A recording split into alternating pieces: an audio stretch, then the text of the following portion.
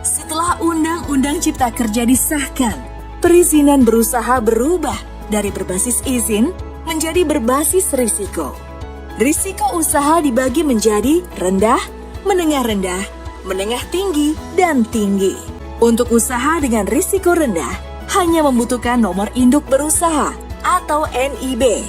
Khusus bagi Anda pelaku usaha mikro kecil dengan risiko rendah, diberi kemudahan dan keistimewaan perizinan tunggal, yaitu NIB berlaku sebagai legalitas, termasuk Standar Nasional Indonesia (SNI) dan Sertifikasi Jaminan Produk Halal (SJPH). Jumpa lagi dengan Halal Channel. Mohon dukungan like and subscribe agar channel ini terus berkembang dan memberikan manfaat bagi masyarakat. Video berikut adalah panduan perizinan berusaha bagi pelaku usaha mikro kecil atau UMK risiko rendah. UMK adalah badan usaha milik warga negara Indonesia, baik perseorangan maupun badan usaha, dengan modal usaha paling banyak 5 miliar rupiah, tidak termasuk tanah dan tempat bangunan usaha. Sekarang, mari ikuti langkah mudah mengurus perizinan berusaha bagi UMK risiko rendah. Pastikan Anda memiliki hak akses berupa username dan password yang dikirimkan ke email pada saat pendaftaran. Kunjungi oss.go.id menggunakan laptop, komputer, atau smartphone Android. Lalu pilih Masuk di bagian kanan atas. Masukkan username dan password beserta CAPTCHA yang tertera dan klik tombol Masuk. Selanjutnya, isi formulir dengan lengkap dan benar. Untuk UMK orang perseorangan, sistem akan menampilkan data berikut secara otomatis, yaitu nomor induk kependudukan, nama, jenis kelamin, tempat tanggal lahir, nomor telepon, dan alamat sesuai KTP. Data yang harus Anda lengkapi meliputi nomor pokok wajib pajak NPWP pribadi jika sudah memiliki, alamat email BPJS Ketenagakerjaan jika sudah memiliki, dan BPJS Kesehatan jika sudah memiliki.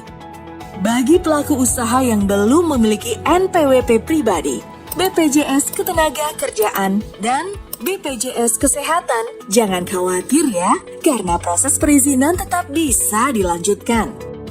Berikutnya, klik tombol Simpan Data. Untuk UMK badan usaha yang datanya sudah terintegrasi, maka sistem akan menampilkan secara otomatis modal dasar, modal ditempatkan, dan modal disetor. Data yang harus Anda lengkapi adalah modal disetor dalam bentuk lain. Selanjutnya, sistem akan menampilkan secara otomatis data dasar pembentukan badan usaha, data pengurus dan pemegang saham, data maksud dan tujuan. Lanjutkan dengan centang kolom pernyataan. Klik tombol Simpan.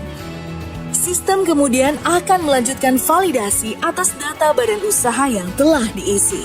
Jika muncul pesan lengkap dan sesuai, klik tombol Selanjutnya.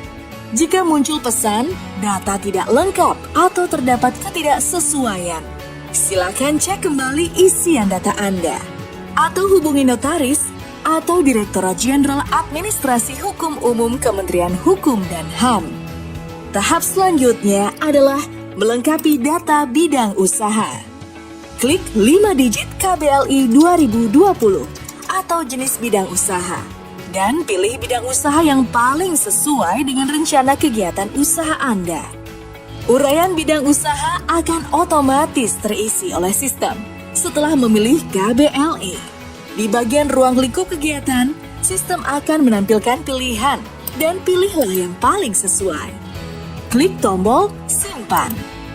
Kemudian, isi data lokasi usaha yang terdiri dari luas lahan usaha, alamat usaha, provinsi, kabupaten atau kota, kecamatan, kelurahan atau desa, dan kode pos.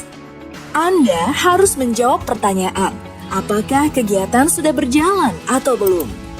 Lalu, lengkapi nama usaha atau kegiatan. Dan modal usaha tidak termasuk tanah dan bangunan tempat usaha. Sistem selanjutnya akan memvalidasi skala usaha dan tingkat risiko kegiatan usaha Anda. Lanjutkan dengan mengisi deskripsi kegiatan usaha dan jumlah tenaga kerja Indonesia. Bagian terakhir yang harus dilengkapi adalah jenis produk atau jasa dan kapasitas per tahun. Lalu klik tombol simpan. Sistem selanjutnya akan menampilkan hasil pengisian data yang sudah dilakukan berupa KBLI atau bidang usaha, lokasi usaha, detail usaha, skala usaha, tingkat risiko, pernyataan mandiri, dan status. Klik tombol proses perizinan berusaha.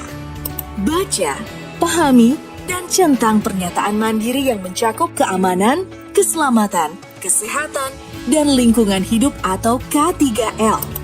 Kesediaan memenuhi kewajiban SNI dan SCPH jika produk termasuk yang wajib SNI dan halal. Pernyataan usaha mikro dan usaha kecil terkait tata ruang, dan surat pernyataan pengelolaan lingkungan atau SPPL. Kemudian klik lanjut.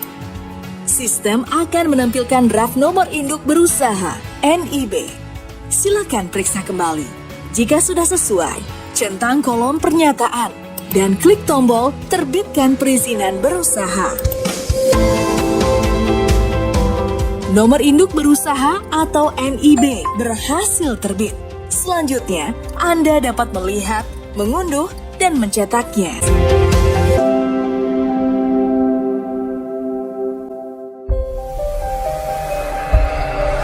Jangan lupa tekan tombol like and subscribe agar Anda tetap terhubung dengan Halal Channel.